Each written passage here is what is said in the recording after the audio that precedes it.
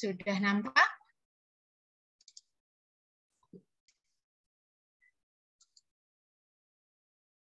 Sudah nampak belum? Belum, Ibu. Belum, Ibu. Belum ya.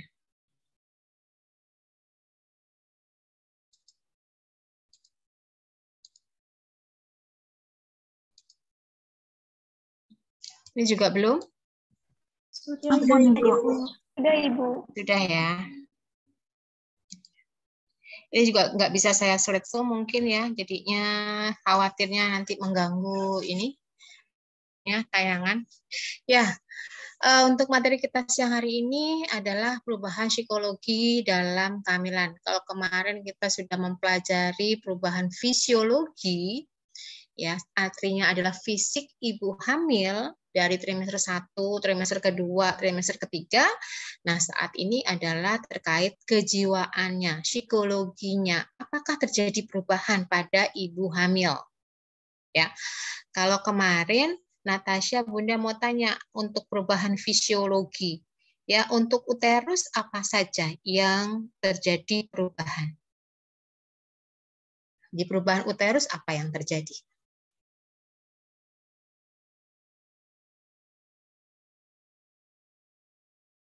Halo?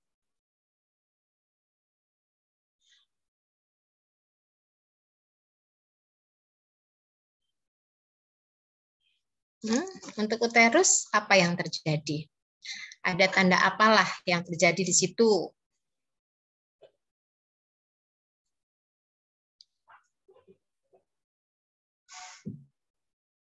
Lupa.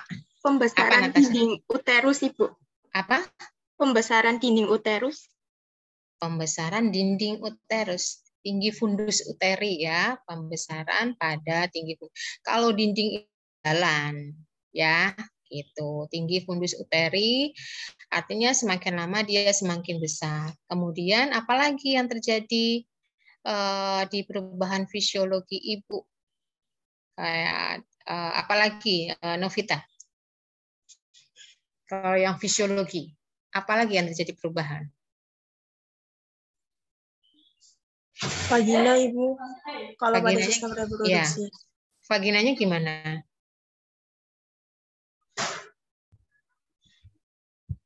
Terjadi apa? Kalau tidak salah, waktu itu warnanya sedikit menjadi kebiruan, Ibu. Iya, itu namanya terjadi apa? Perubahan apa?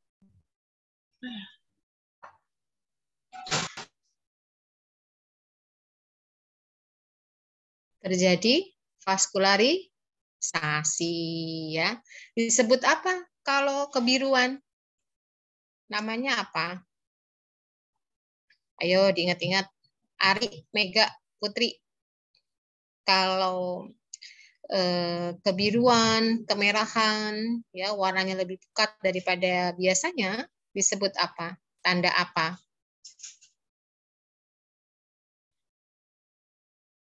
Novita coba jawab. Kayaknya mau jawab. Tanda Chadwick, Ibu, kalau tidak salah. Apa? Tanda Chadwick. Iya, betul. Chadwick ya. Jadi kalau yang ada warna-warna itu Chadwick. Ya, yang lainnya tolong diperhatikan. Jadi kalau saya kasih, lupa dibaca ya. Nah, sekarang ini kalau setiap saya materi, pasti saya akan mengulas pembelajaran saya yang lalu. Jadi pembelajaran saya yang kemarin tolong dibaca ya. Oke, sekarang kita ke perubahan psikologi. Ternyata ibu hamil ini ya tidak hanya fisio tetapi juga kejiwaannya terjadi perubahan ya, terjadi perubahan gitu. Yang tadinya mungkin dia apa namanya tidak merasa cemas jadi cemas. Yang tadinya nggak takut akan dirinya akan dia takut akan dirinya ya, apalagi semakin lama kehamilan semakin membesar ya. Nah, bagaimana seorang bidan itu ya memahami terkait dengan perubahan psikologi? Ini sudah berganti belum gambarnya? Sudah, Ibu. Sudah. Sudah, Ibu. Nah, ini kalau menurut Sofi ya, yang digambar itu apa, Nak? izin masuk, Ibu, izin menjawab. Menurut saya yang ada di gambar itu seperti ibu hamil itu resah, Ibu, tenang gitu. Kayak psikolognya masih ada rasa-rasa gimana gitu, Ibu. Nggak setenang kalau sebelum hamil. Makasih, Ibu. Sebelum kalau dia nggak hamil gitu ya. Oke. Ya, di sini memang kalau kita gambarannya ya ibu hamil itu masih merenung ya, merenung, bingung, tekan kehamilannya ya dengan kondisi badannya ya, seperti itu. Nah, ya, di materi ini nanti harapan saya Anda lebih paham terkait dengan perubahan psikologi di trimester 1, 2, dan 3. Kemudian kebutuhan apa secara psikologi yang perlu kita berikan atau yang perlu Ibu dapatkan ya pada masing-masing trimester. Sudah berganti ya ini ya? Sudah ya. Oke. Nah, di trimester pertama ya, secara fisiologi kemarin ya terjadi perubahan hormon ya apa enggak? Ada hormon HCG ya. Nah, ini juga terjadi perubahan terkait dengan perubahan progesteron dan estrogen. Ternyata perubahan progesteron dan estrogen itu tidak hanya berdampak pada fisiknya, tetapi juga akan berdampak pada ibunya ya. Memang dampaknya secara fisik tetapi berdampak secara psikologis ya. Kedua hormon ini bisa mempengaruhi orang tersebut mual dan muntah ya di pagi hari atau disebut juga apa, Sofi? Kalau mual muntah di pagi hari pada ibu hamil disebut apa?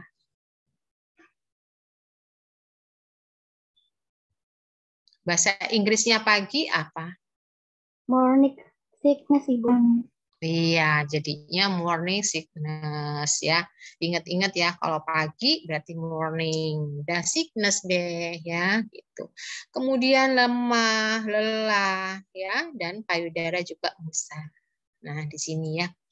Maka terkadang ibu hamil ini ya ada kecemasan tersendiri karena fisiknya.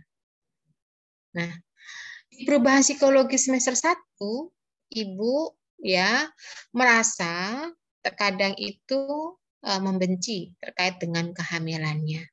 Apalagi ya kehamilannya ini yang tidak diinginkan. Ya, tidak semua kehamilan itu diinginkan. Ada beberapa kehamilan yang tidak diinginkan oleh ibu tersebut. Contoh, misal dia hamil di luar pernikahan, ya, hamil duluan, atau contoh hasil perkosaan, ya, sudah diperkosa secara fisik, terjadi trauma tersendiri, secara psikis juga terjadi trauma tersendiri, ya, sampai dengan dia hamil, ya, ini juga menimbulkan perasaan, aduh, saya tuh, ya itu tadi ya, menyukai akan kehamilannya. Jadi di trimester pertama dia sangat benci kehamilannya, apalagi sering mual muntah, nggak enak. Coba bayangin ya Dela kalau naik bus atau naik mobil mual muntah nggak? Suka mabok nggak? Siapa yang mabok perjalanan? Dela nggak ini, Dela nggak mikir, nggak dengar apa gimana tuh? Ah, nggak dengar. Mabuk perjalanan. Mabuk perjalanan. Nah, coba Dela Bunda tanya. Sekali ya kita perjalanan misalnya Dela ke Kendal udah mabuk. Ini ibu hamil setiap hari, bayangin. Seperti orang mabuk. Coba rasanya kayak apa? Ya. Jadi ibu tuh merasa tidak sehat, lemes, letih, lelah, badan tuh nggak enak semuanya. Nah, akhirnya dia berdampaknya pada kehamilannya. Tuh kenapa sih aku hamil kok kayak gini ya rasanya gitu. Apalagi hasil kehamilannya dikarenakan bukan keinginannya gitu, ya. Kemudian psikologi kedua di sini ya, ibu itu juga cenderung merasa ya. Kemudian terjadi penolakan. Penolakan dia tidak ingin hamil itu loh, ya, nggak mau hamil, sedih, ya.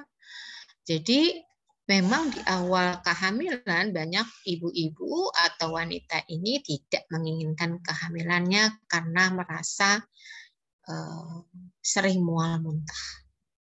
Tapi nggak semuanya memang ya mual muntah itu terjadi pada di awal kehamilan. Ya, ada beberapa wanita tidak mual muntah makan kayak gitu aja ngebo ya artinya. Jadi dia nggak masalah gitu. Ya.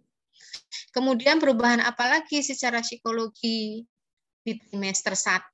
Jadi trimester 1 itu dari 0 sampai dengan 3 bulan. Ya. Nah, dia mulai mencari tanda-tanda untuk meyakinkan bahwa dirinya memang hamil. Jadi biasanya seorang wanita akan aku kok nggak haid ya, udah 2 minggu telat. Nah, suaminya menyarankan coba dites pack. Ini yang menginginkan, ya. Bagi yang tidak menginginkan kan masa bodoh ya, nggak haid mungkin aku belum haid aja gitu loh, ya. Nah, bagi yang menginginkan, ya jangankan kok 2 minggu, 1 hari telat aja, aduh, aku hamil, aku hamil, ya enggak. Dari bener nggak sih aku hamil gitu, mulailah beli test pack nggak hanya satu ya, beberapa merek dibeli semuanya ya apa enggak. Nah itu jadi dia mulai mencari nih bener nggak tanda-tanda tanda-tanda ini merupakan tanda dari awal kehamilan. Ya kalau sekarang kan bisa browsing ya, mudah banget kalau sekarang tuh ya. Nah kalau zaman dulu kan susah ya mencari itu, kalau nggak tanya-tanya ke orang tuanya atau tetangganya atau keluarganya lah. Apakah benar kalau saya itu hamil tidak haid? Nah tidak haid apakah itu udah pasti hamil? Pasti hamil nggak Sofi? Enggak ya, tidak haid itu belum tentu hamil. Ya, berikutnya setiap perubahan yang terjadi pada tubuhnya akan selalu diperhatikan dengan seksama. Jadi mulai payudaraku kok semakin besar ya, gitu. Berikutnya perutnya, ya, perut saya semakin besar, bokongnya semakin besar, mukanya semakin melebar, ya, tambah cabi, berat badannya semakin naik, ya. Jadi perubahan-perubahan itu sangat benar-benar diperhatikan secara seksama di trimester di awal, ya. Nah, berikutnya adalah hasrat hubungan seks. Ini mengalami penurunan atau libidonya terjadi penurunan, ya. Ya, terjadi penurunan. Kenapa?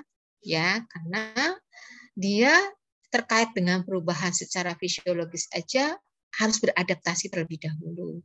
Ya, dia mual muntah, habis gitu suaminya minta, ayo dong deh, gitu. Waduh, ngerasain badannya aja limbung gitu ya, apalagi untuk melakukan hubungan seks gitu. Kemudian nah di sini merasa butuh untuk dicintai dan merasakan kuat untuk mencintai, namun tanpa hubungan seks. Jadi seorang wanita itu berbeda dengan laki-laki. Kalau laki-laki kepuasannya adalah melakukan hubungan seks, tetapi kalau wanita tidak, cukup diperhatikan, disayang, ya, ditanyakan apa yang diinginkan gitu. Ya, seperti itu. Berikutnya ketidaknyamanan atau ketidakpastian. Sangat-sangat tidak nyaman ya. Kayak Della sekali ke Kendal udah mabok ya. Apalagi kalau mabok terus sejam nggak bisa. 24 jam nih. Ya bisa tidak dirasakan kalau kita tidur. Bangun tidur kayak gitu lagi. Kayak kita kayak naik kapal atau naik bus gitu ya. Kemudian berikutnya fokus pada diri sendiri. Nah, ya karena dia merasakan gangguan ya, merasakan ketidaknyamanan, mual muntah ya, kemudian pusing, lemes gitu. Mau jalan aja tuh aras-arasan, mau makan dengan nafsu makan ya. Kemudian terjadi sikap ambivalen dan juga stres ya. Ibu-ibu hamil ini bisa menunjukkan stres karena kalau dia tidak bisa beradaptasi dengan fisiologinya atau perubahan fisiologinya. Ya. Nah, di sini ternyata tidak hanya istrinya saja yang terjadi perubahan. Nah, di pria pun, nah ini juga merupakan satu kebanggaan tersendiri kalau istrinya hamil, gitu ya. Jadinya, aduh, bangganya nggak karuan ya, karena dia bisa memiliki keturunan. Nah, di sini pun ya dari pihak laki-laki ya memperhatikan istrinya. Nah, ini yang bagus ya, sehingga istrinya merasa nyaman, tidak stres ya. Nah, jadi dia diperhatikan ya oleh suaminya gitu. Nah, berikutnya di trimester kedua. Trimester kedua ya biasanya ini perubahan terkait dengan hormonal juga sudah mulai stabil. Ibu sudah mulai beradaptasi dengan perubahan tersebut. Jadi ibu itu sudah merasakan sehat, ya, tidak seperti di awal trimester, ya. Nah, di sini ya terus yang saya katakan dia sudah beradaptasi dengan kadar hormon, peninggian hormon estrogen atau peninggian hormon progesteron. Di sini dia sudah beradaptasi sehingga dia nyaman dengan kehamilannya. Dia sudah tidak lagi mual muntah lagi biasanya di awal 4 bulan ya, di awal trimester kedua ini ya, sudah biasalah makan, sudah enak, tidur sudah nyenyak. Ya, sudah nggak merasakan apa-apa ya. Dia cuma merasakan ini tadi ya, sudah mulai merasakan gerakan bayinya ya, kemudian dia sudah mulai menerima kehamilannya. Biasanya kalau bagi mereka yang mempunyai anak yang banyak ya, kemudian dia hamil, dia masih bingung kan, aduh nanti gimana saya merawat anak saya. Tetapi di pertengahan pertengahan di trimester kedua dia sudah berpikir ya sudahlah, ini mungkin rezeki dari Allah. Jadi dia sudah mulai menerima kehamilannya ya. Kemudian di sini terkait dengan rasa cemas, tidak nyaman juga sudah hilang ya. Kemudian mulai ada peningkatan libido atau melakukan hubungan seks ya, karena dia sudah nyaman akan fisiknya, jadinya dia ya sudah enjoy lah ya, bisa. Kemudian perubahan emosional ini juga sudah tidak terlalu terasa seperti di trimester 1. Kemudian rasa khawatir ya sudah tidak lagi karena dia sudah merasakan tubuhnya sudah membaik. Berikutnya di trimester ketiga. Nah, di trimester ketiga ini merupakan periode penantian dan harus waspada. Mengapa saya katakan penantian? Karena 9 bulan loh ya, kan lama ya. Mengandung ya, dari yang dia tidak merasakan ada apa-apa di perutnya sampai dia aduh berat sekali untuk membawanya ya, dari untuk berjalan yang tadinya dia masih tegak, lama-lama dia dengkek gini ya, hiperlordosis sampai ya, jadinya dia di trimester ketiga ini memang benar dikatakan penantian. Penantian apakah anak yang saya lahirkan nanti ya sehat apa tidak? Saya akan melahirkan dengan selamat apa tidak? Lah di sini pun dikatakan periode menjadi orang tua. Ya, periode menjadi orang tua. Dia sudah siap-siap ya bagaimana menjadi seorang ibu. Dia sudah mulai belajar ya bagaimana cara nanti mungkin terkait ganti popoknya bagaimana, apa saja yang harus disiapkan untuk merawat bayinya ya. Kemudian di sini terkait dengan periode waspada. Mengapa dikatakan periode waspada? Karena kehamilan fisiologis terkadang bisa menjadi perubahan patologis. Ya apa enggak? Yang secara fisik sehat ya, semua sehat semua ya, kita periksa janinnya sehat, semua sehat. Tetapi terkadang ya pada saat proses persalinan menjadi patologis, tekan darahnya tinggi, meningkat dikarenakan dia tidak tidur mungkin 2 malam karena merasakan sakit, ya bisa saja. Atau dia lemas akhirnya mempengaruhi mempengaruhi kontraksi, bisa saja. Atau ya yang disebut inersia uterin, ya. Akhirnya harus dipacu kayak kemarin ya, kakaknya siapa itu yang melahirkan harus dipacu karena lemah, ya, hisnya lemah. Nah, berikutnya apalagi yang terjadi? Nah, disinilah yang saya katakan tadi bahwa dia sudah merasa khawatir, ntar anakku kalau cacat gimana ya, nggak punya jari, jarinya mungkin lebih dari 10, ya ada 12, 13, 15, ya ada namanya polidaktili, ya. Nah, atau nanti cebol, ya, apalagi kalau suaminya cebol kayak ucap babah, ya. Nah, itu istrinya apa nggak takut tuh, ya kan? Pasti dia kan merasa ntar anaknya ikut gennya bapaknya, kan gitu. Ya, jadi khawatir itu pasti ada, ya, di akhir kehamilan. Kemudian di sini, nah ini yang biasanya ibu-ibu sekarang itu menginginkan operasi karena berpikiran bahwa proses persalinan ini nanti sakitnya luar biasa, ya. Apalagi dia kalau tanya dengan orang-orang yang memang sensitivitas sakit dengan sakit itu sangat sensitif sekali. Misalnya dia tanya, ya, Sofi kemarin waktu melahirkan gimana, kata Gina.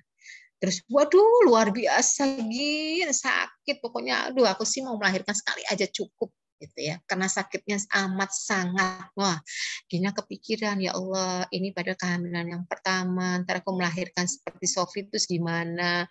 Udah, kamu operasi aja biar nggak sakit. Nah, ya, ada yang seperti itu. Tidak memotivasi, tidak memberikan pengarahan. Karena setiap orang kan berbeda-beda ya dalam memberikan apa namanya, pemahaman gitu. Oh, dia dibesar-besarkan. Ngeri pokoknya. Nanti toh kamu tuh kalau yang normal tuh digunting. Nah, punyamu digunting, terus dijahit. Wah, ngeri pokoknya. Ngeri. Nah, sudah. Semakin nggak bisa tidur ibunya, ya, takut melahirkan sakit, kemudian nanti dijahit dan sebagainya. Nah, berikutnya, ya, di akhir trimester ini juga merasa tidak nyaman, ya. Gimana mau nyaman? Perutnya tambah besar, ya, buat jalan susah, mau dodok susah, misalnya mau pup, ya. Perutnya gendut, coba bayangin dia gimana caranya. Kalau yang pakai tempat WC duduk nggak masalah, tapi kalau yang jongkok, ya, nah ini ketutupan perut, ya, perutnya gede, tidur sudah nggak nyaman, mau terlentang sesek, ya, mau miring capek, gitu, ya, jadi sudah tidak nyaman akan kehamilannya. Nah, di sini pun ibu merasa bahwa dirinya tuh aneh dan jelek, ya, jadi yang tadinya langsing dia lihat di kaca perutnya semakin gendut kayak badut, ya, wajahnya bengkak, kakinya bengkak, payudaranya besar, tur hitam, ya, terjadi hiperpigmentasi, wajahnya terjadi kloasma gravidarum. Aduh, ya, aduh, aku kok jadi kayak gini ya, gitu. Nah, disinilah ibu merasa kadang-kadang sedih juga. Aduh.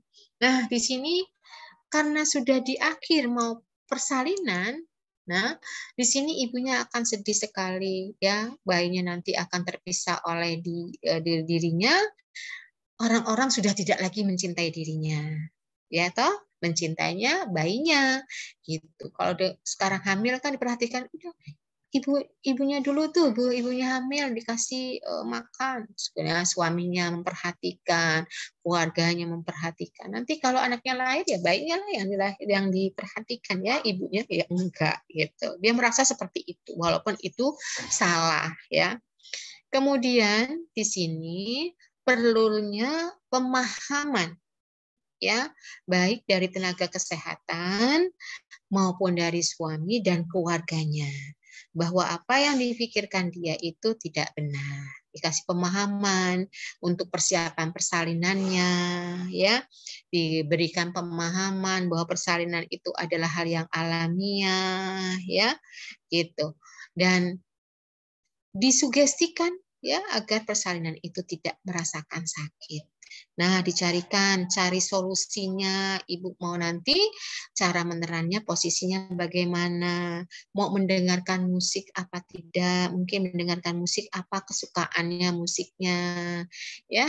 Kemudian mau bersalin di air mungkin, ya, waterbird, ya boleh, ya, di air yang hangat biar dia nyaman, ya. Jadi ini perlu dukungan, pemahaman dari keluarga maupun dari tenaga kesehatan yaitu bidan.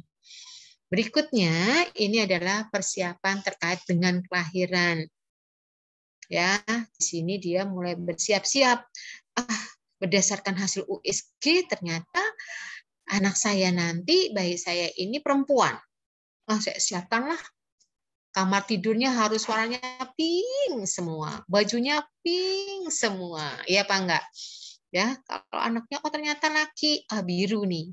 Enggak biru, kuning, ya. Kuning tuh lambang kejantanan. Biru melambang dia tuh tenang, ya.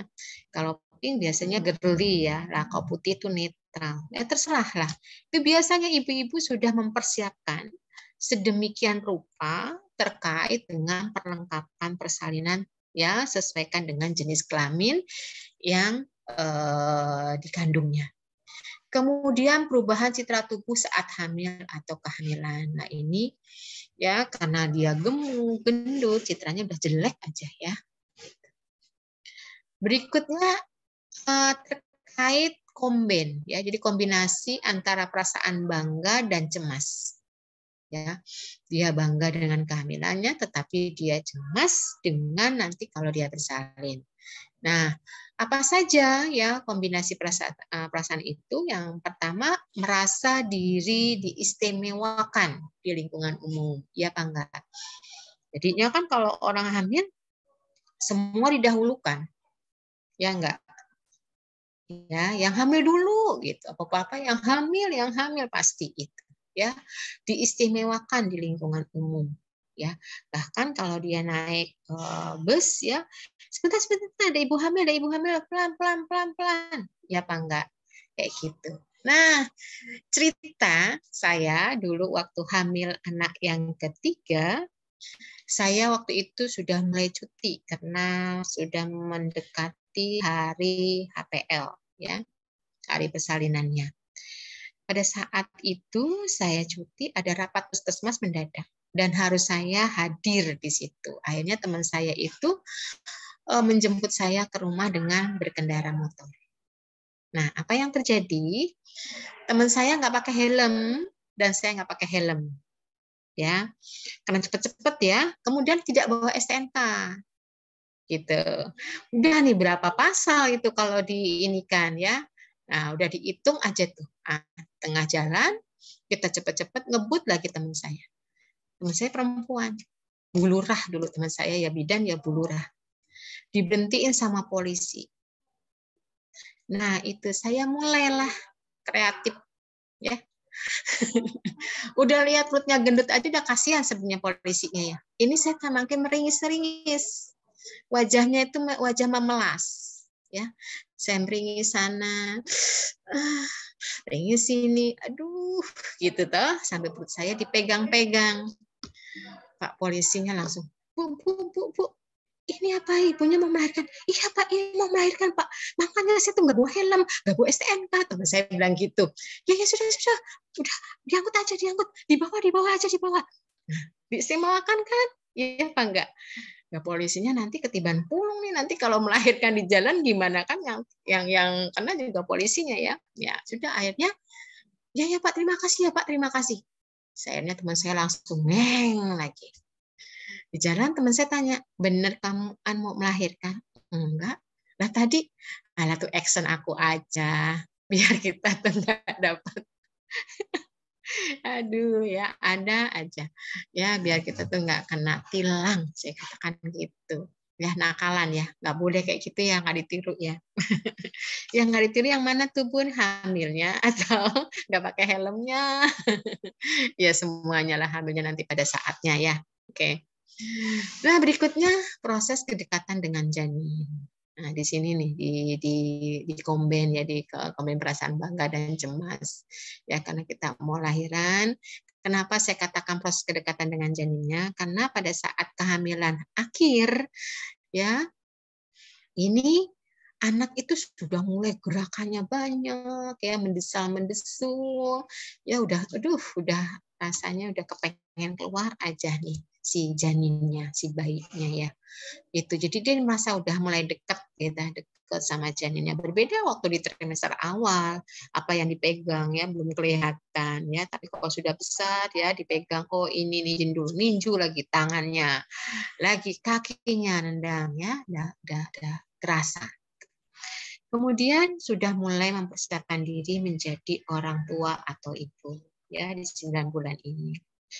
Berikutnya ada spekulasi nih antara jenis anak dan nama anak. Ya apa enggak? Kayak dulu saya hamil pertama sudah beli di Gramedia nama-nama anak ya, nama-nama Islam gitu. Kalau sekarang kan gampang ya, cari di internet, klik gitu. Kalau dulu kan enggak beli buku ya, beli bukunya. Carinya siapa namanya. Ya misalnya Kristi, di Kristanto Sundari, jadi Kristi. Safira Salsabila. Nah, sama juga Sofi. Sofi itu singkatan apa ada artis sendiri. Ya, Roidah Putri. Aku Putri pasti perempuan. Koroida apa artinya, Nak? Izin menjawab, Ibu, melihat masa depan. Oh, melihat masa depan. Masa depanmu sebagai seorang bidan ya, Jin. Belum tentu juga, Bun. Siapa juga kayak Bunda jadi dosen. Ya, alhamdulillah. Ya, amin. Ya, berikutnya keluarga sudah mulai berinteraksi. Nih, seperti ayahnya misalnya, atau anaknya, atau ibunya sendiri. Ya, yang anak yang pertama, kakaknya misalnya sudah mulai ngomong-ngomong. Ya, misal ayahnya, ih lagi apa nak? Aduh nggak boleh nendang mama ya. Seperti itu. Ya, di kehamilan di awal sebenarnya sudah penting sekali pada interaksi seperti ini ya, karena ternyata janin di dalam kandungan itu sudah mulai bisa mendengar. Oleh karenanya di dalam Al-Quran pun dikatakan bahwa seorang ibu hamil ya yang sedang hamil tidak diperkenankan mengucapkan kalimat-kalimat yang tidak baik. Ya, ternyata itu tadi. Ya, ternyata janin-janin di dalam kandungan itu sudah mendengar apa yang dibicarakan lingkungannya. Gitu. Apalagi ibunya sendiri ya, ibunya dibacakan surat surat Yusuf karena dia mungkin ternyata laki-laki gitu di USG, atau surat An-Nisa, nah dia perempuan ya. Sebenarnya Anissa sama Yusuf sama aja ya, nggak mungkin tanda berubah ya. Banyak perempuan dengan Yusuf ya berubah jenis kelaminnya jadi laki-laki, ya enggak ya.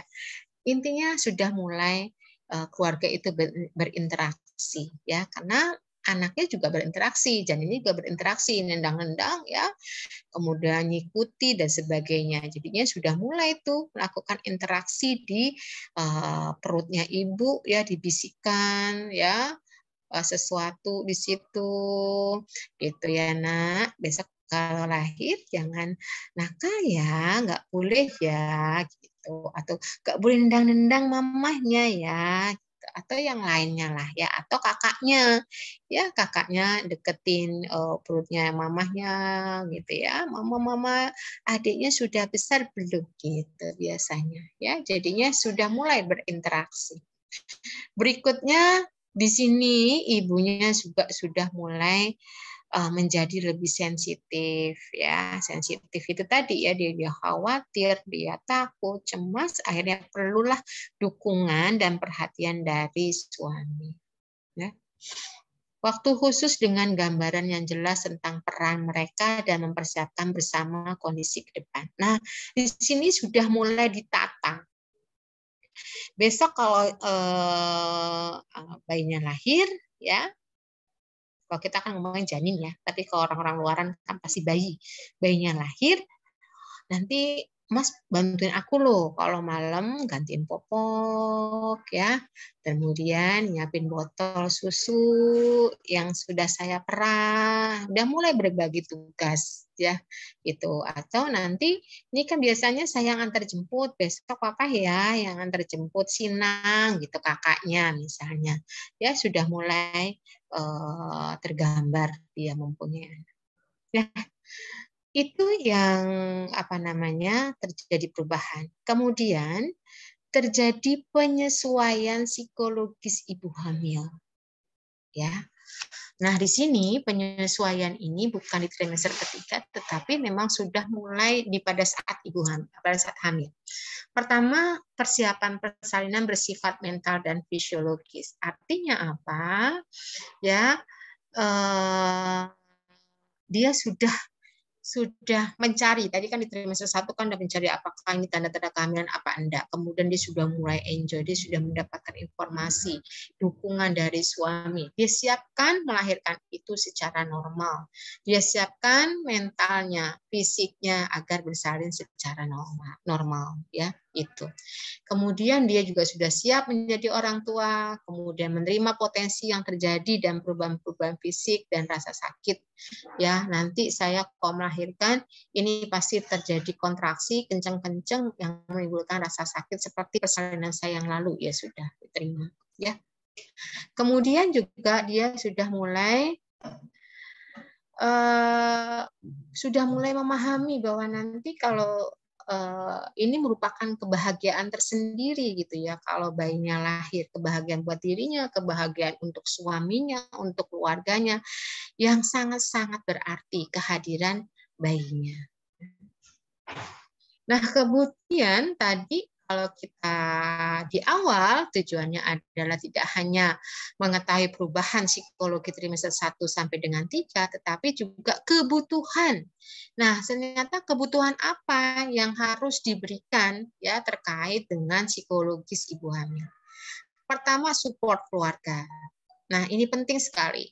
Ibunya, ayahnya, kakaknya, atau adiknya, suaminya. Ini penting sekali mensupport. Supportnya apa? Nah, supportnya misal ya tidak hanya memberikan perhatian saja, tetapi pekerjaan rumah mungkin ya tidak ditangani semua olehnya. Itu misalnya Kak, nanti yang nyapu halaman saya aja ya Kak, adiknya misalkan merupakan support, atau suaminya ya sudah Dek, nanti yang nyuci saya gitu. Pokoknya yang berat-berat itu ya, misalnya suaminya yang berperan. Kemudian support tenaga kesehatan. Ini penting sekali. Bidan ya memberikan support secara psikologis pada ibu hamil. Karena ibu hamil di awal itu sudah merasakan cemas kan ya, cemas akan dirinya, takut di trimester akhir nanti persalinan ini normal apa tidak ya. Inilah penting tenaga kesehatan itu memberikan pemahaman, memberikan konseling gitu terkait dengan apa aja sih yang dia dibutuhkan ya, atau permasalahan yang terjadi secara fisik maupun secara psikologis ya. Jadi ini penting banget tenaga kesehatan. Tidak hanya dilakukan pemeriksaan saja orang ibu hamil itu, tetapi juga diberikan informasi, diberikan pemahaman biar dia siap ya sebagai seorang ibu. Berikutnya kebutuhannya apa lagi? Kebutuhan akan kenyamanan. Ya, dia nyaman ya, diberikan kenyamanan oleh suaminya, diperhatikan ya. Misalnya sudah makan apa belum? Tadi kegiatannya apa saja? Kok kegiatannya kamu semakin berat, dikurangi yang pekerjaan berat-berat. Seperti itu ya. Jadi dia nyaman, diperhatikan luar biasa. Kemudian rasa aman. Jadi nyaman saja tidak cukup, tetapi juga rasa aman. Nah, rasa aman diperhatikan. Ibunya misal dulu sukanya pakai hak tinggi ya, high heels, diberitahu ya bahwa itu nanti khawatirnya kepleset, membahayakan dirinya, ya, dan juga janinnya. Kemudian rasa aman yang lainnya lah, ya, ada lagi misalnya apa, pakai celana panjang jangan yang ketat-ketat, nanti anaknya tidak bisa gerak, ya, geraknya terbatasi seperti itu. Jadi kenyamanan dan rasa aman. Kemudian apalagi kebutuhannya? Persiapan menjadi orang tua. Nah, disinilah di awal di pertengahan dia kan di trimester kedua sudah mulai merasa nyaman ya akan kehamilannya. Mulailah kita memberikan informasi-informasi terkait dengan adaptasi sibling buat adiknya yang punya adik. Kemudian ini juga boleh kita berikan terkait dengan adaptasi kakek dan neneknya. Mungkin di anak pertama, misal kayak saya, anak saya yang besar itu menikah misalnya, kemudian punya anak, berarti saya juga harus siap menjadi seorang nenek, ya, diberitahukan. Terus adaptasi psikologi keluarga terhadap kehamilan, ya, dia sebagai ibu, ya, atau dia juga sebagai ayah. Ini perlu pemahaman, ya, dari kita. Nah, berikutnya support keluarga. Nah, terkait dengan support keluarga di sini, ya, semua nih, aduh ngeriuk ya, ibunya, mertuanya, ya, bersama-sama tanyakan mau bersalin di mana, di rumah sakit mana, dengan cara apa, itu mulai ya dimatangkan persiapan persalinannya.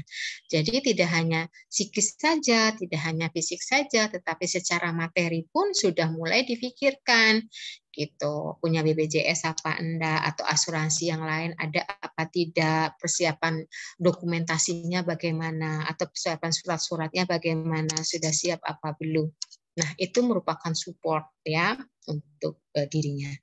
Memberikan semangat dan perhatian. Nah, ini juga sama ya.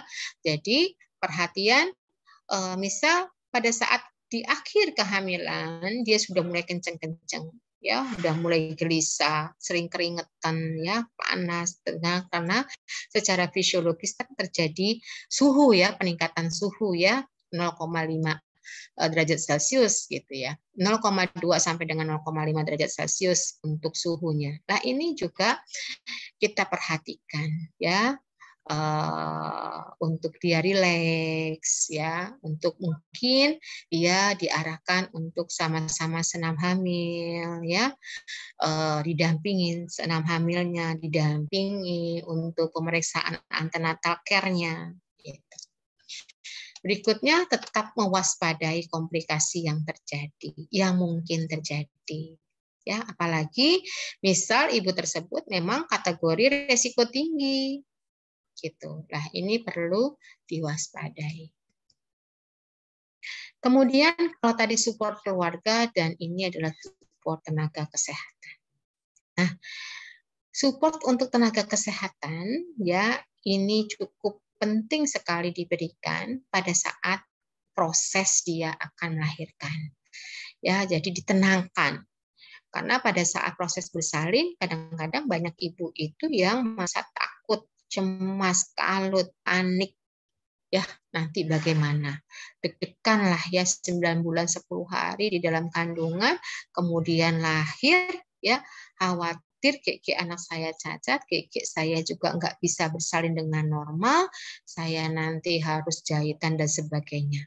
Nah, ini penting support tenaga kesehatan atau bidan menenangkan. Ya, kemudian mendiskusikan kembali tentang tanda-tanda persalinan. Jadi nanti di akhir atau di trimester ketiga ini ibunya sudah bidan ya atau tenaga kesehatan mendiskusikan ya ibu untuk tanda-tanda persalinan misalnya keluarnya lendir darah, adanya cairan yang keluar bening, berbau khas, ya, kemudian kenceng-kenceng sering sampai dengan bagian bawah dan sampai dengan pinggang yang dirasakan tidak hanya pada bagian perut depan saja, tetapi sampai ke bawah, kemudian sampai ke belakang, jauh ke belakang, kemudian kontraksinya ini teratur dan sering, ya itu sudah merupakan tanda-tanda melahirkan, maka ibu harus secepatnya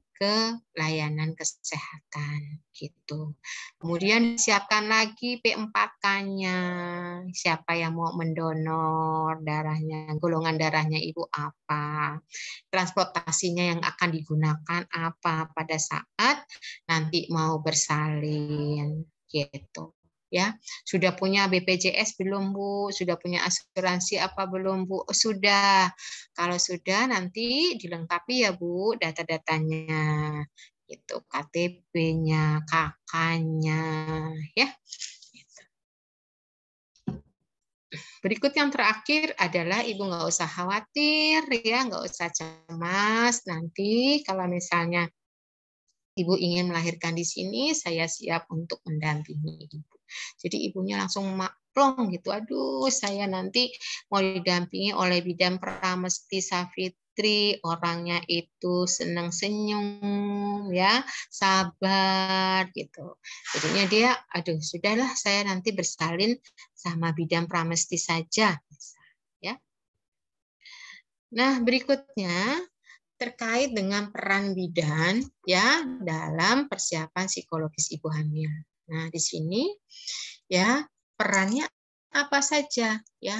Pertama kita harus mempelajari keadaan lingkungan ibu hamilnya. Lingkungan ibu hamilnya bagaimana? Dia mempunyai anak berapa? Kita akan melakukan pengkajian ya di data subjeknya ya, riwayat kesehatannya apa ya sampai dengan lingkungannya. Serumah ditempati oleh siapa saja Bu itu ya, saya, mertua laki perempuan, orang tua laki perempuan, adik saya 2, waduh banyak banget nih serumah ya. Lingkungan itu harus dilihat lagi. Kemudian memberikan informasi pendidikan kesehatan atau PANKES. PANKES misalnya terkait dengan anemia pada ibu hamil, ya, kebutuhan FE pada ibu hamil, itu, atau informasi P4K atau informasi-informasi persiapan akan bersalin. Ini penting sekali. Ini adalah perannya Anda di sini. Berikutnya mengurangi pengaruh negatif, ya, pengaruh yang negatif. Jadinya jangan dikasih yang mitos-mitos ya, mitos-mitos yang tidak baik. Atau Bu, udah nanti melahirkan operasi aja Bu, sesar. Karena ibu itu susah banget kalau dikasih tahu misalnya. Aduh jangan deh ya. Jadi dikasih pengaruh, diperkuatkan mentalnya, kuatkan pemahamannya bahwa dia akan bersalin secara normal gitu ya. Menganjurkan latihan fisik ya untuk senam hamil ya agar lebih lentur ya. Kemudian nanti dia pada saat meneran ya dia juga sudah tidak bingung lagi mengatur pernafasannya, ngedennya gitu. Ada yang ngeden terus nggak mau nafas ya. Ntar habis ya nafasnya ya. Udah terus ya, bawa terus ya padahal nggak ada kencang-kencang. Ini sudah mulai kasih pemahaman ya. Nanti kalau sudah kencang-kencang baru boleh menelan gitu. Jadi nggak boleh nanti ibu terus saja nggak nafas ya, nanti malah anaknya ya nggak dapat pasokan oksigen. Berikutnya adaptasi pada lingkungan dan tempat bersalin. Nah ini ya pada di akhir proses kehamilannya boleh tuh ibunya dikasih tahu nanti ibu melahirkan, karena ibu mau melahirkan di sini ya, nanti ibu langsung dari UGD misalnya langsung ke VK. Nah, ini nanti tempat ibu melahirkan. Ibu mau melakukan persalinan dengan cara apa? Misal waterbird aja Bu bidan. Oh ya waterbird boleh Bu di sini, tetapi di awal ya Bu ya jangan sampai udah keduluan bayinya yang keluar malahan ya. Nah, jadinya di awal di salah satu ya, jadi dia bisa menikmati. Gitu. Berikutnya rasa aman dan nyaman selama kehamilan ya di sini ya dengan mendengarkan keluhan ibu, senam hamil, mengatur body mekanik. Ini penting sekali untuk mengatur body mekanik. Jadi bagaimana ibu itu harus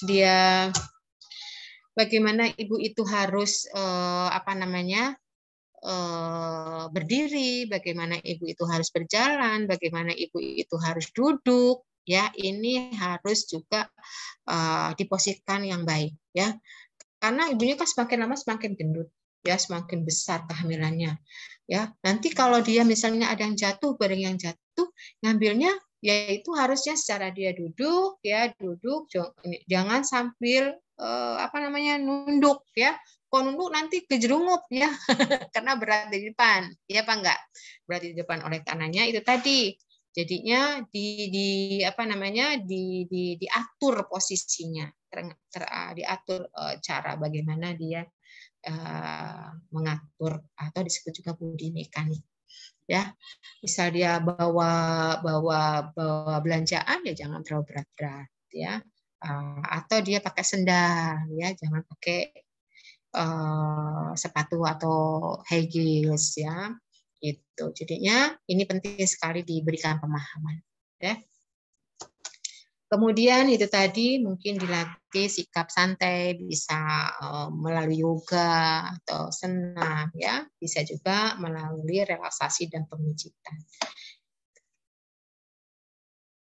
Nah, ini untuk persiapan menjadi orang tua ya dari hamil, karena kehamilan itu terkadang wanita terjadi kecemasan, perlunya bidan atau tenaga kesehatan ya, kemudian berbagi pengalaman selama kehamilan dan persalinan. Nah, ini untuk berbagi pengalaman bisa Ibu dapatkan pada saat Ibu itu melakukan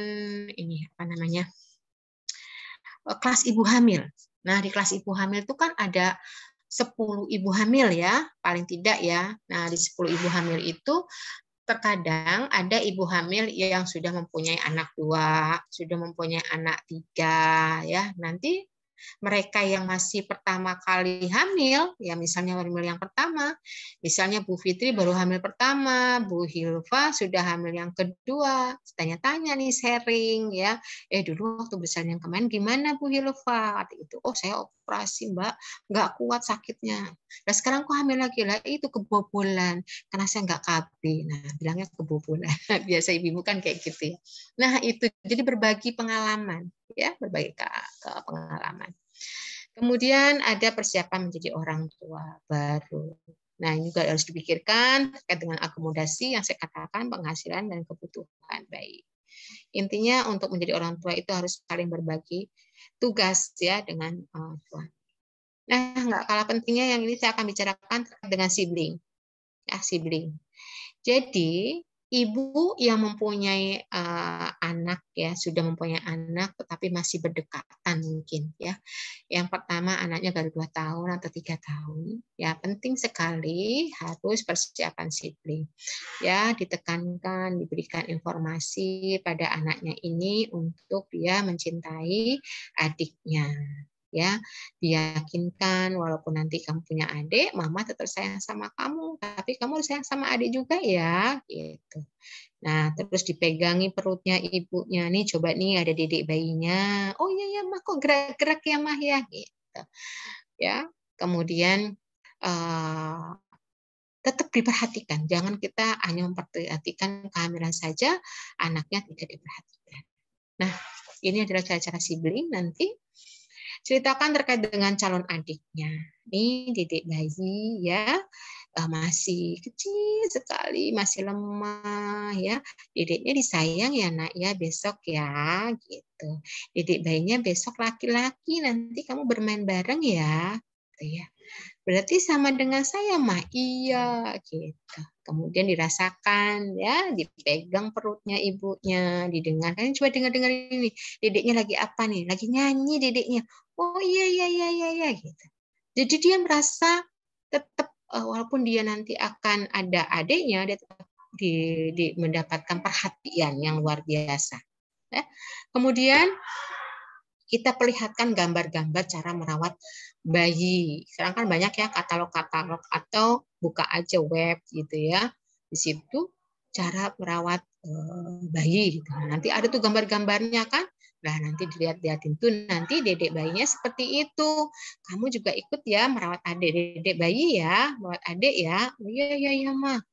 Kemudian yang nggak kalah pentingnya dia juga diingatkan pada saat dia masih bayi.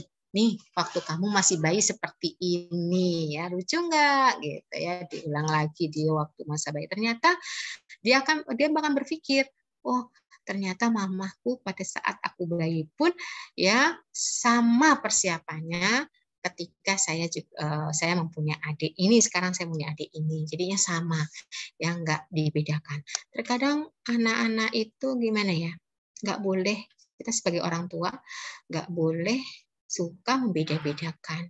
Kadang-kadang sih nggak akan membedakan, cuman merasa sendiri dibedakan gitu. Iya apa nggak Anda? Misal Anda punya adik, kok adiknya terusin diperhatiin. Aku minta ini nggak boleh, minta itu nggak boleh, jengkel. Akhirnya adiknya dimarahin, ya, dijengkelin gitu. Ya, kadang-kadang itu. Padahal mungkin ya kebutuhan anak dewasa, karena Anda kan sudah mulai dewasa awal ya, remaja akhir dewasa awal. Nah, itu kan berbeda dengan anak-anak. Nah, adik-adiknya pasti lebih diperhatikan, ya.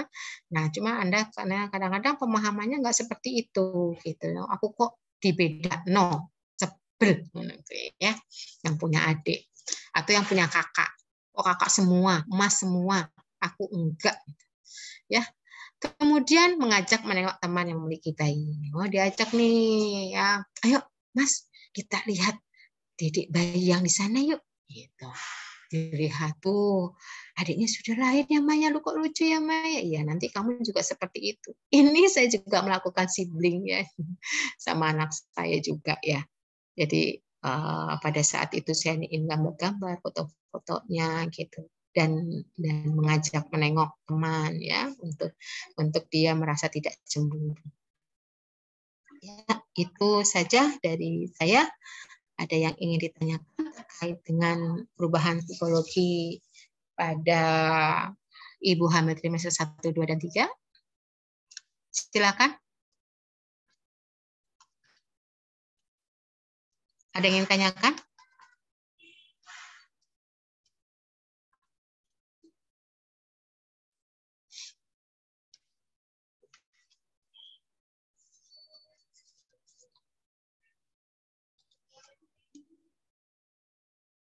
Ya, silakan. Ada yang mau ditanyakan? Ada yang ditanyakan? Izin masuk, Ibu. Izin bertanya. Ya, silakan. Perubahan psikologi pada ibu yang terlalu serius, apakah dapat berpengaruh pada janin dan bisakah mengalami keguguran, Ibu? Terima kasih. Ya, terima kasih kembali. Jadinya, apakah perubahan psikologi pada ibu itu akan berdampak pada janinnya sehingga bisa menimbulkan keguguran? Iya, saya katakan iya.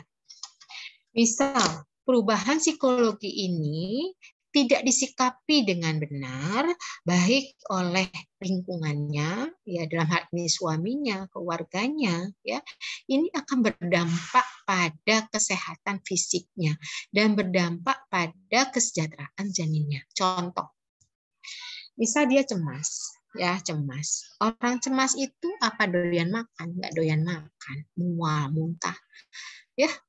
Nah, akhirnya apa yang terjadi? Nutrisinya kurang. Kalau nutrisinya kurang, apa yang terjadi? Imunnya menurun. Kalau imunnya menurun, berarti apa yang terjadi? Mudah terkena infeksi. Ya.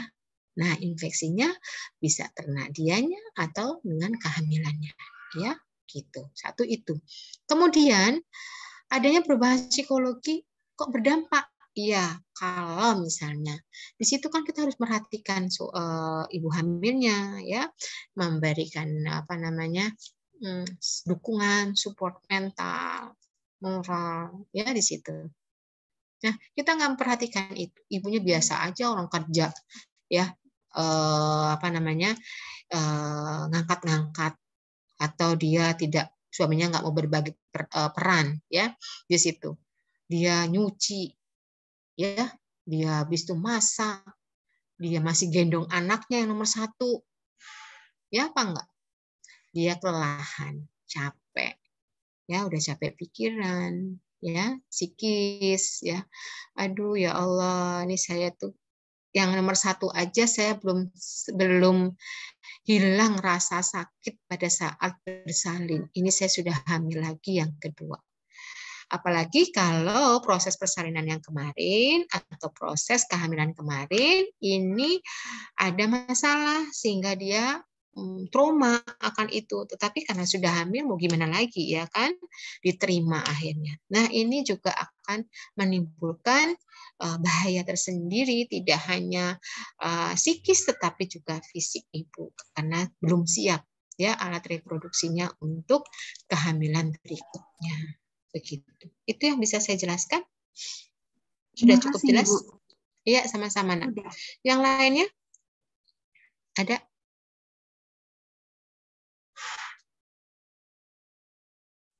Ya, silakan. Sebenarnya enak loh ngomongin masalah kehamilan. Coba bedain sama korupsi kan lain. Korupsi coba duitnya orang kamu hitung-hitung, triliunan lagi yang dihitung, ya kan? Enak kehamilan sebenarnya. Oh iya, nanti saya juga merasakan itu. Angelika, ada yang mau ditanyakan? Belum ada, Ibu. Belum ada. Terus adanya kapan? Ya, ada yang mau ditanyakan, Cinta? Safira. Oh ya, silakan. Perkenalkan, saya Syafira Nindi, absen 1.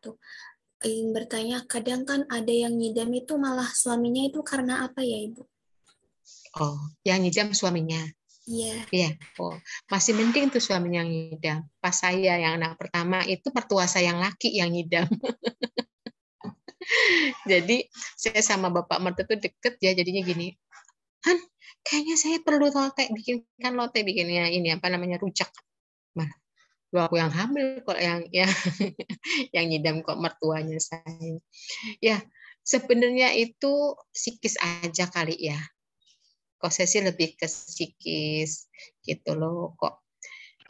Bukan nyidam dalam artian kok nyidam itu kan sebenarnya ya ada keinginan rasa ingin diperhatikan, jadinya dia tuh kayaknya saya pengen gini deh biar dibeliin gitu, pengen banget gitu. Ini yang minta tuh anaknya kok Mas, semua yang minta anaknya, mana ada anaknya minta ya, baru masih 2 minggu udah yang minta anaknya ya, 3 bulan disalahin anaknya lagi. Kok anaknya kalau bisa protes dia tuh demo tuh ya. Oh nggak bener nih mama nih ya toh. Oh, saya masih di dalam aja sudah korupsi, berbohong, ya mengatasnamakan orang lain kan, gitu. Ya jadinya sebenarnya nggak ada sih ya terkait idam ya. Idam itu hanya untuk diperhatikan. Nah ini mungkin suaminya misalnya ngepasi aja timingnya istrinya lagi hamil ya. Kadang-kadang kan ada yang suaminya yang manja ya, malah bukan istrinya gitu loh yang manja ya. Gitu. Jadinya dia hanya ingin diperhatikan aja, jangan merhatikan kehamilan aja dong gitu, atau anaknya saya juga perlu perhatian. Jadinya, aduh saya kok kepengen ini ya. Saya sebenarnya nyidam tuh bukan satu ini ya, hanya itu tadi ingin diperhatikan ya, secara psikologis aja memperhatikan, tetapi secara fisiologis itu nggak ada nyidam, itu nggak ada ya gitu. Jadi kalau saya itu apa yang ngomongnya ya, itu tadilah kita mungkin saling memberikan dukungan aja ya kesananya, tapi secara apa namanya patofisionya tuh nggak ada. Karena di luar itu ya enggak, yang hamil istrinya kok yang ngidam sama bapaknya, orang ngidam itu aja sebenarnya hanya satu perubahan psikologis karena ingin diperhatikan ya. Ibu hamil kan kepengen diperhatikan terus gitu ya, dia kok nggak mendapatkan perhatian, akhirnya dia nganeh-nganehi, aku pengen itu ya, aku pengen ini ya gitu ya. Kayak dulu saya juga gitu waktu hamil yang kedua ya, hamil yang pertama saya tuh nggak nyidam, aneh-aneh malahan ya. Ya saya katakan nggak ngidam gitu ya, saya malah benci ya sesuatu yang saya sukai dulu. Misalnya saya dulu suka bakso, ya pada hamil saya nggak suka bakso. Katanya saya tuh, bau bawangnya itu saya nggak suka, dan saya nggak suka kotor-kotor. Jadi kalau ada yang kotor itu saya nggak senang. Ya suatu ketika ada tukang bakso, tukang mie ayam, ya kan gerobaknya kotor ya, kok tukang mie ayam ya. Nah, saya lagi duduk-duduk di rumah mertua, mau melahirkan itu. Terus saya katakan, bang, Ya Mbak, mau beli Mbak? Enggak, aku nggak mau beli. Abangnya mau kapan tuh selesainya? Sana pergi dari sini. Saya katakan deh, saya jangan deket-deket gitu loh. Saya nggak suka gitu lihat gerobaknya itu kotor tuh saya nggak senang. Gitu. Jangankan kok abang tukang mie, uang suami saya pulang kerja aja. Aduh saya nggak seneng gitu loh baunya itu mau muntah dan sebagainya. Itu ada aja yang kayak gitu. Gitu. Padahal kalau dideketin ya senang-senang aja sebenarnya. Jadi kalau nggak ada dicari-cari. Tapi kalau ada itu kayak gitu. Nah, Adel lihat langsung, Bu kok sama sih Bu kayak mama saya gitu. Ya Adel. Ya itu ya. Jadinya saya kira terkait dengan ngidam seharusnya bukan suaminya, tetapi tetap istrinya. Itu pun karena mungkin ada sesuatu yang ingin didapat ya dengan cara itu, yaitu perhatian dan kasih sayang. Kadang-kadang kan para lelaki itu tidak ngeh gitu. Saya harus apa gitu loh. Ya enggak? Ya enggak, Del? Dewi pacarnya gimana? Ngeh nggak? Dewi itu pengen ini loh sebenarnya. Setiap hari itu harus di WA-in misalnya, di support misalnya. Kok nggak di WA gitu? Ya Wi. Dewinya malah ngantuk. Ya enggak Fit. Kok kayak Fitri tuh, dapat support terus. Ya, Say atau yang ya belajar yang rajin ya gitu. Ayo tidur di awal kayak film Korea aja, tidur di awal ya. Ya, jadi itu. Ibu hamil pun ya memang membutuhkan sekali support, membutuhkan sekali kasih sayang, perhatian gitu. Ada yang mau ditanyakan lagi?